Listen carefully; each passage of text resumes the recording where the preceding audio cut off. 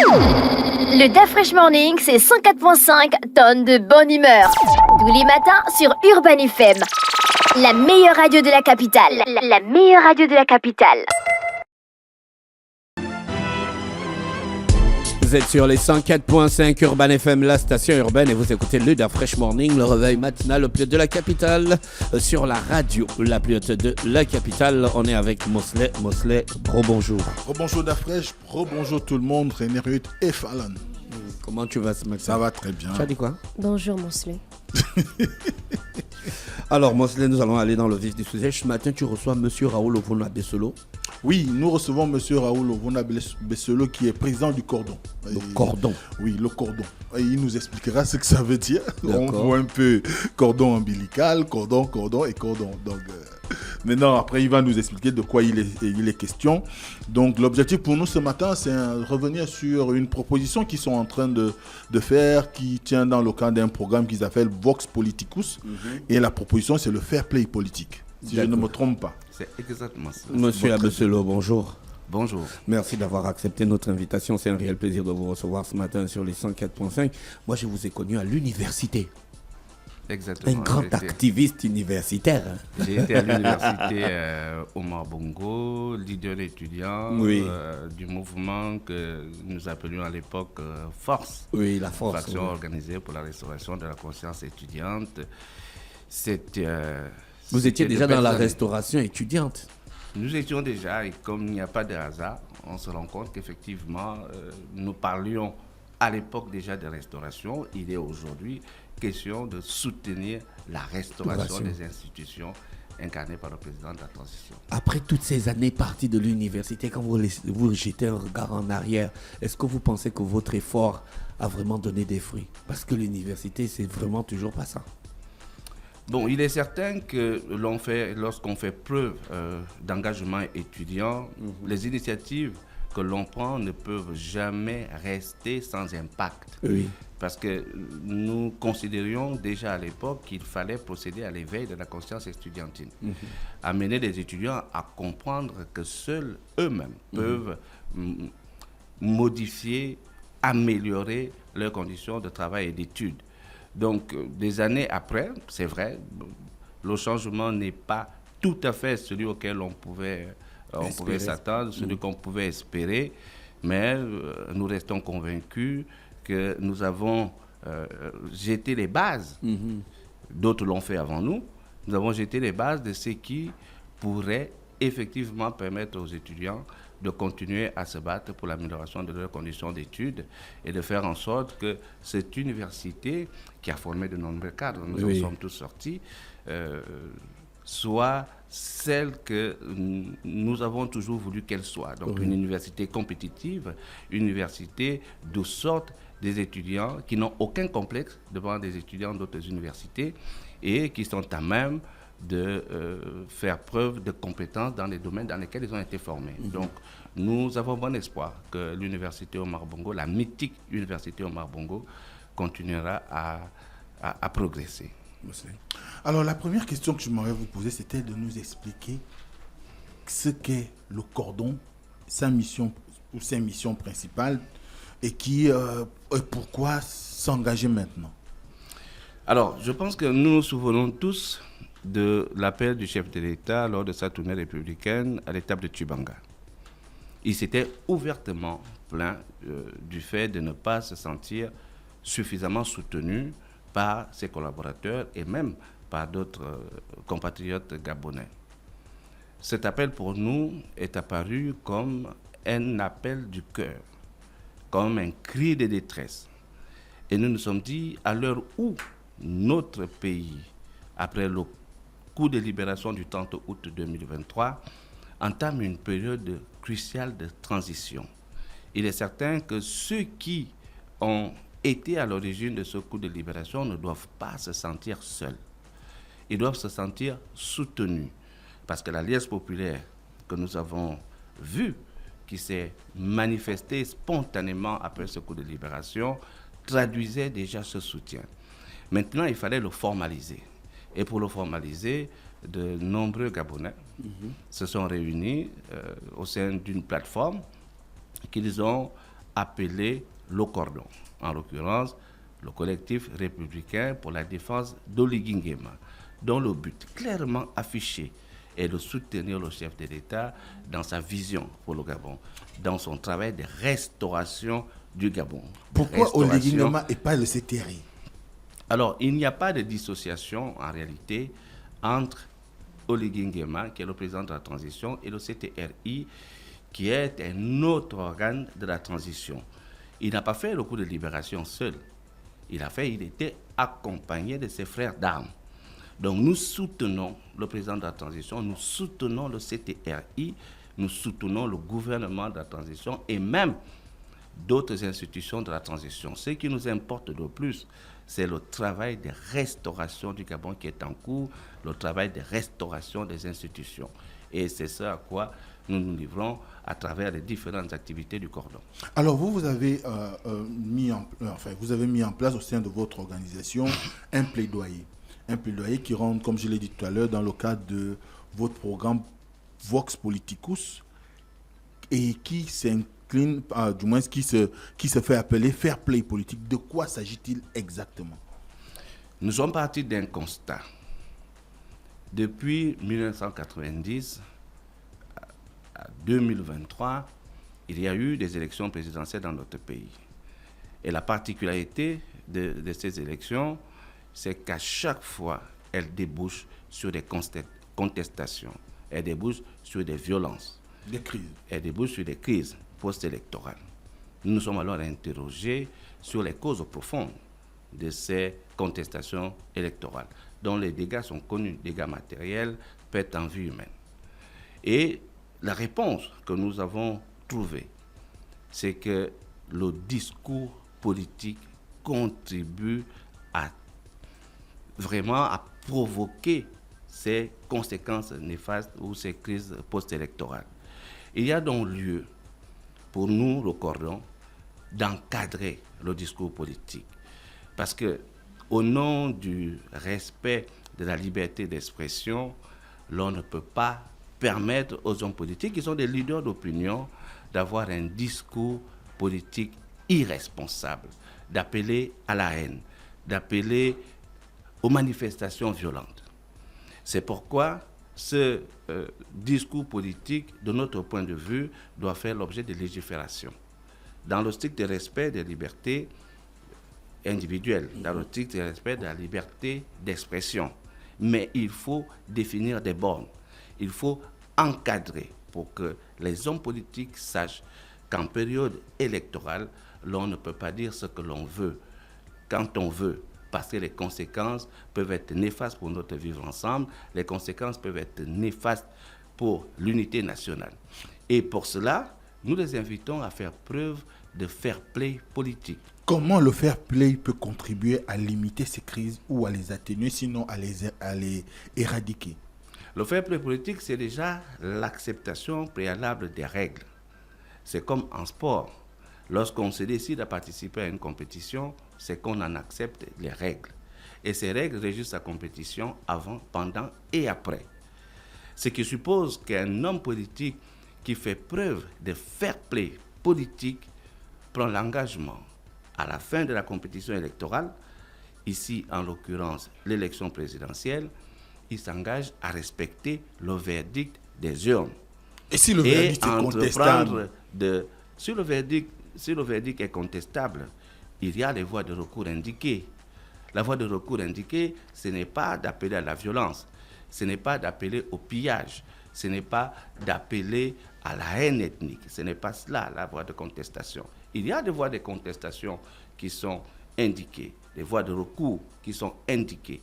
Et nous disons, quand on fait preuve de fair play politique, c'est qu'on a confiance aux institutions qui organisent l'élection. Parce qu'à partir du moment où on accepte de participer à une compétition, c'est qu'on en a accepté les règles. Si on n'est pas d'accord avec les règles, on n'accepte pas de participer à la compétition. Donc, au terme de cette compétition, lorsqu'il y a un vainqueur, nous devons avoir l'honnêteté de reconnaître ce vainqueur, de le féliciter. Cela se passe ailleurs dans d'autres pays africains qui nous inspirent par la vitalité de leur démocratie.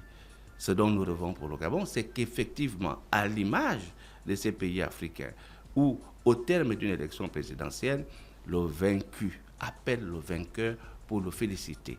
C'est cela le fair play politique. Et nous avons entamé une démarche républicaine qui consiste à soumettre au Parlement de la transition cette proposition pour qu'il y ait légifération du discours politique et pour qu'il y ait institution du fair play politique.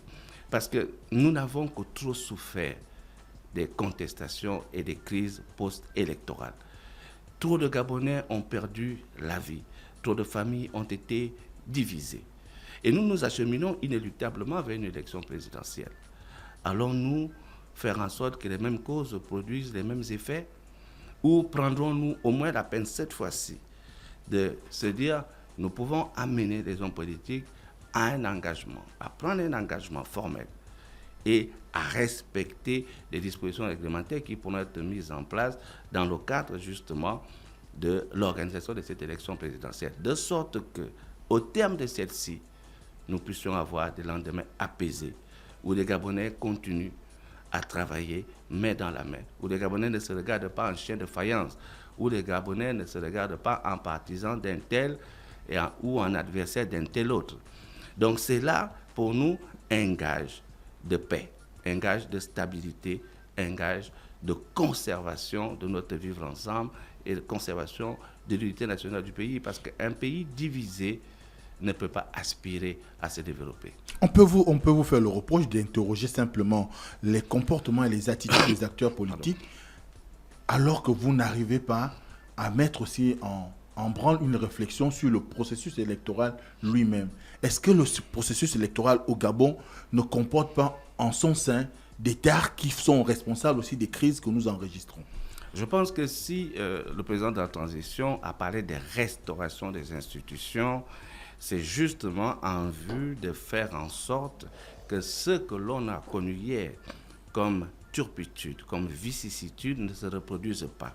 Aujourd'hui, à l'Assemblée, s'ouvre une session extraordinaire basée sur l'étude du nouveau code électoral. Je pense que ce nouveau code électoral est suffisamment novateur sur plusieurs points et qu'il va contribuer à faire en sorte que l'élection présidentielle à venir, par exemple, puisse se dérouler dans les conditions de transparence, dans les conditions de liberté, dans les conditions qui peuvent faire en sorte que l'on n'enregistre plus les mêmes contestations que nous avons connues hier. Parce que lorsqu'on veut construire la démocratie dans un pays, il y a des efforts à faire sur un certain nombre de points, dont la transparence électorale. Et ce code électoral obéit à la démarche inclusive que le président de la transition a eue jusqu'à maintenant. C'est le fruit d'une concertation, tout comme nous l'avons connu avec la nouvelle constitution. C'est le fruit d'une concertation. Il intègre ce nouveau code électoral des propositions, même de ceux qui aujourd'hui s'érigent en opposants de la transition. Leurs propositions pour ce nouveau code électoral ont été prises en compte, de sorte qu'on a, ou on espère avoir, au terme de son adoption, un code électoral qui nous permettra d'avoir des élections libres, des élections transparentes, des élections crédibles. Mais à cela, s'il n'y a pas la bonne foi des acteurs politiques impliqués, s'il n'y a pas l'esprit de fair play politique, nous risquons de déboucher à nouveau sur des contestations, sur des violences, sur des dégâts matériels dont les Gabonais sont les seuls à payer le tribut. Quelles peuvent être les principales obligations ou les obligations qui peuvent être comprises ou bien observées par les populations gabonaises en ce qui concerne le fair play politique? Alors, il est certain que lorsque nous parlons de fair play politique, chaque homme politique a des partisans. Il a des sympathisants. Et ces partisans et ces sympathisants croient en sa parole politique. Donc cette parole politique a un impact. Vous imaginez, lorsqu'un leader politique appelle ses partisans à adopter une attitude ou à manifester ainsi de suite. Ça veut dire que son discours a un impact sur ces partisans-là. Par conséquent, faire en sorte que non seulement l'homme politique accepte le fair play politique, mais également que ses partisans acceptent le fair play politique. L'homme politique qui accepte le fair play politique et qui a perdu par exemple une élection ne va pas appeler ses partisans à descendre dans la rue et à tout saccager. Il va leur dire la règle de la démocratie, c'est la loi de la majorité. Si nous avons perdu une élection, il y a certainement des raisons qui le justifient. Il va les appeler au calme. Il va les inviter à attendre que les voies de recours légales puissent être explorées et qu'ils puissent se conformer aux résultats de ces voies de recours-là. Mais ceux qui ne font pas preuve de fair play politique vont par contre tenir un autre discours. Vous l'avez entendu il n'y a pas longtemps. Vous imaginez la gravité des propos tenus par un éminent homme politique de ce pays, éminent intellectuel d'ailleurs, qui rend des groupes ethniques responsables du blocage et du développement du pays. Vous voulez parler du professeur Albert Ondossa? Pour ne pas le citer. C'est d'une extrême gravité. Vous imaginez un seul instant que la cinquantaine de groupes ethniques qu'il y a dans ce pays puissent se mettre en tête que le blocage du développement du pays est le fait de ce qu'il a appelé les extrémistes FAN, les extrémistes TK. Vous imaginez ça à quoi ça peut déboucher? Ça peut déboucher sur une véritable catastrophe. Et ailleurs, ça a commencé comme ça. Ça nous rappelle la radio Mille Collines. Donc pour nous, c'est là même le bel exemple illustrant la nécessité d'encadrer le discours politique en période pré-électorale, en période électorale et en période post-électorale. Quel peut être le rôle des partis politiques dans la mise en œuvre de ce fair play politique? La sensibilisation de leurs partisans, la sensibilisation de leurs membres, la conscientisation, l'éveil à la conscience citoyenne. C'est important. Lorsqu'on est membre d'un parti politique, on n'est pas un mouton de Panurge. On ne suit pas pour le plaisir de suivre mécaniquement. Non, je pense qu'on partage la vision, on partage l'idéologie de ce parti politique, on partage l'ambition de ce parti politique pour le Gabon. Par conséquent, il est du devoir, de la responsabilité du leader politique d'appeler ses partisans, ses sympathisants à faire preuve chaque fois de retenue, de bon sens et de ne jamais laisser la violence prendre le dessus sur toute autre solution pacifique qui peut être exploitée.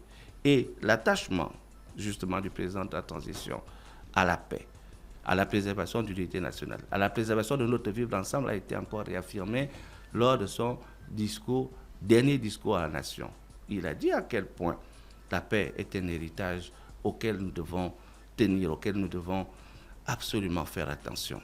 Mais quand d'autres prônent la violence, prônent la haine ethnique, quand ils appellent systématiquement à la manifestation sans avoir au préalable épuisé toutes les voies légales, toutes les voies pacifiques leur permettant d'obtenir gain de cause en cas de contentieux, nous estimons que c'est de l'irresponsabilité. Et ce fair play politique, de notre point de vue, quand il doit être encadré, doit également reposer sur des dispositions réglementaires coercitives. Pour dire, si pendant la période préélectorale, électorale ou post-électorale, vous tenez tel ou tel propos qui s'avère dangereux pour notre vivre ensemble, vous pouvez être sanctionné. Et ces sanctions peuvent aller jusqu'à l'invalidation de la candidature ou jusqu'à une condamnation quelconque. Parce que pour nous, nous devons avoir à cœur la préservation de la paix dans ce pays. Il n'est pas acceptable que des hommes politiques avec une certaine expérience, avec une certaine intelligence, puissent prôner la haine entre les ethnies, puissent inciter les ethnies à se battre les unes contre les autres. Pour nous, c'est totalement inacceptable et ça doit être le plus fermement condamné. Parce que banaliser la violence, c'est courir le risque de voir cette violence exploser. Et je pense qu'aucun d'entre nous ne souhaite voir le Gabon sombrer dans une crise qui remettrait durablement en cause son développement. Alors, il y a une question qui taraude mon esprit, parce que lorsque j'ai parcouru le document de présentation de ce projet, vous parlez de vote obligatoire. Quelle est la place de ce vote obligatoire dans la procédure qui est la vôtre? Alors, c'est une proposition comme une autre qui se fonde sur le fait qu'aujourd'hui, l'abstention, le phénomène de l'abstention lors des différentes élections est de plus en plus grandissant. On a pu s'en rendre compte pendant le référendum du 16 novembre 2023. Entre le taux de participation et le taux d'abstention, on a pu se rendre compte que de nombreux Gabonais ne se sont pas rendus aux urnes pour voter la nouvelle constitution. Parmi ceux qui se sont rendus, nombreux sont ceux qui ont voté pour le oui. Alors nous disons, la démocratie, c'est le pouvoir du peuple, par le peuple et pour le peuple. C'est donc au peuple de s'impliquer dans la gestion des affaires de la cité, de sa cité. Et pour cela, le vote est un devoir citoyen que chacun d'entre nous doit être à même d'exercer. Ne pas le faire, c'est laisser d'autres décider à sa place. Et comme en tant que garant des institutions de notre pays, il est important que le président de la transition invite les Gabonais, il a dit lors de son dernier discours à la nation, invite les Gabonais à s'inscrire massivement sur les listes électorales. Pour ceux qui sont primo-électeurs, donc qui ont 18 ans cette année, qu'ils le fassent. Pour ceux qui l'ont déjà fait, mais qu'ils aillent vérifier qu'effectivement leur nom figure sur les listes électorales. Pour que demain, nous ne nous retrouvions pas chacun dans son coin en train de critiquer des résultats d'une élection auquel nous n'aurons même pas participé. Parce que c'est cela l'une des caractéristiques du peuple gabonais. On considère que la politique, c'est l'affaire des autres. On considère que l'élection, c'est l'affaire des autres. Mais lorsque le résultat arrive demain et que c'est peut-être une minorité qui a décidé pour la majorité, on se retrouve à critiquer la décision de cette majorité. Donc, rendre le vote obligatoire et faire de la carte d'électeur une pièce d'identité est pour nous une des solutions pour lutter efficacement contre l'abstention, qui n'est pas un phénomène propre au Gabon, il faut le dire.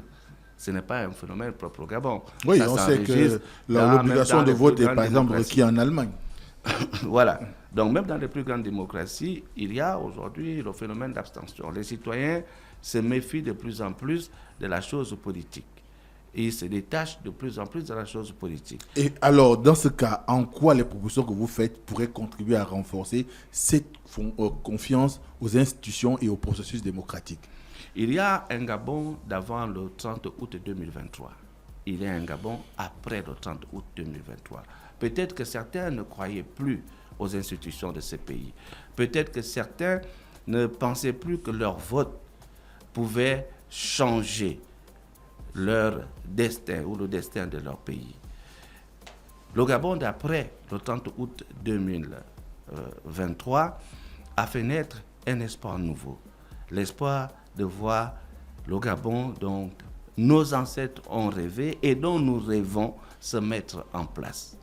À partir de cet instant, nous disons cela ne doit pas se faire sans les Gabonais, sans tous les Gabonais. D'ailleurs, la démarche inclusive entreprise par le président de la transition que nous avons évoquée. Donc cela doit se faire avec l'implication de tous les Gabonais. Et la meilleure façon de s'impliquer dans les différents changements qui s'opèrent dans notre pays, c'est de participer au vote.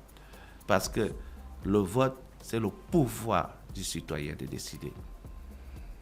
Il est donc capital que tous ceux qui peuvent participer à un processus électoral, surtout lorsqu'il s'agit de désigner celui qui va présider aux destinées de notre pays, nous ne devons pas manquer l'occasion de le faire.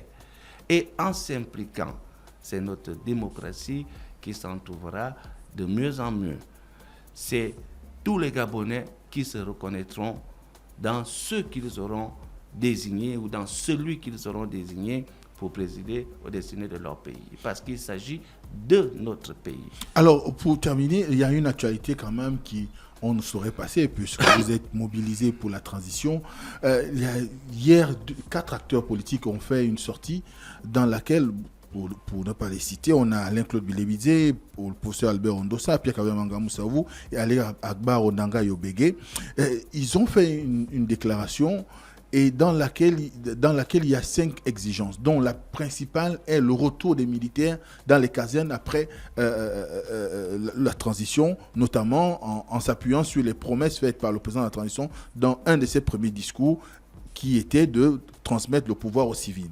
Quelle est l'appréciation que vous en faites ? Déjà, pour nous, ce n'est pas de l'actualité. Non, pour nous, ce n'est pas de l'actualité. C'est à la limite du non-événement. L'actualité aujourd'hui, c'est la session extraordinaire du Parlement. Vous voulez minimiser l'impact que ces derniers peuvent avoir sur la scène politique nationale ? Non, minimiser l'impact qu'ils peuvent avoir sur la scène politique nationale, non. Mais ce n'est pas ce qui constitue, du point de vue du cordon, l'actualité.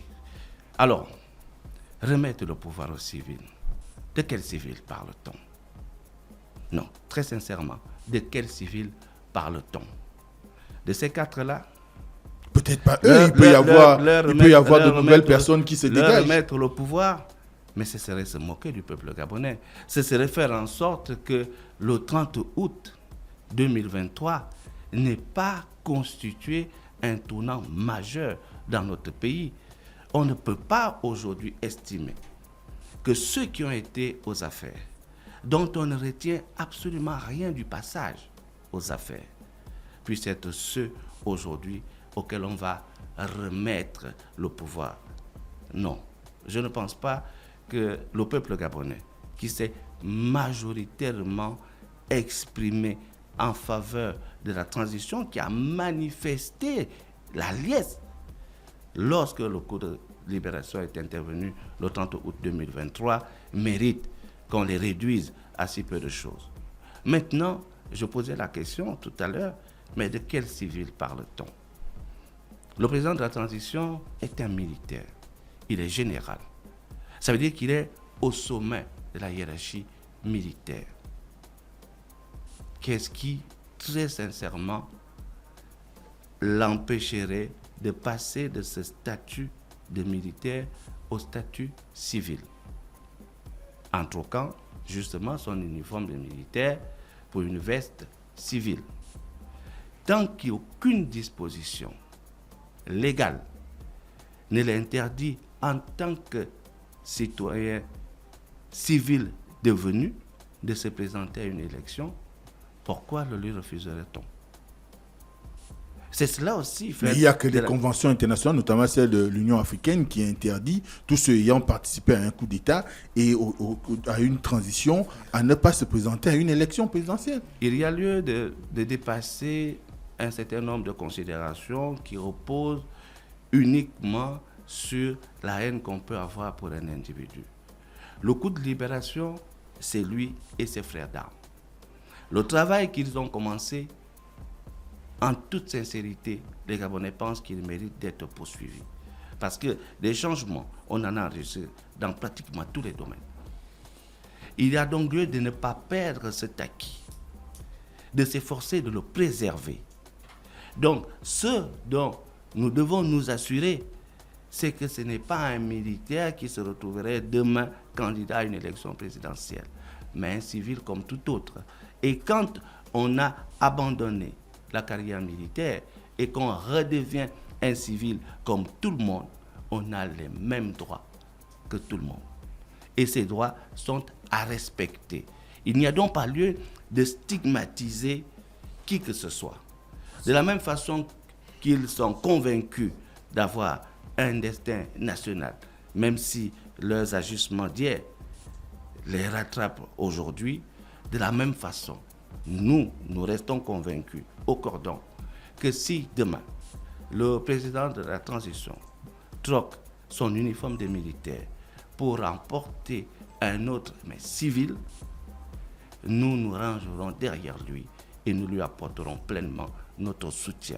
Parce Merci. qu'en tant que civil, il n'y a aucun obstacle à empêcher qu'il soit candidat à une élection présidentielle. Merci, monsieur Raoul Ouvona-Bessel, de nous avoir répondu favorablement à notre invitation. René Rutte, au C'est moi qui programme vous du remercie. week-end. Alors, si vous avez passé une semaine assez chargée et que vous cherchez un endroit où vous détendre, fêter entre amis, vous avez la possibilité d'aller du côté de la maison de Lulu qui vous propose des coupés que vous pouvez savourer, donc accompagnés de cocktails dans un cadre chaleureux, convivial et surtout instagrammable. Et la maison de Lulu est située du côté du bas des Guégués. Et pour demain, il y a la conférence avec Maître Akamangan du côté du Musée national à partir de 14h avec pour thème cause de décès ou de folie lors des initiations au sein de la tradition Gutis. Sur ce, c'est le programme du week-end et l'entrée est gratuite pour la conférence.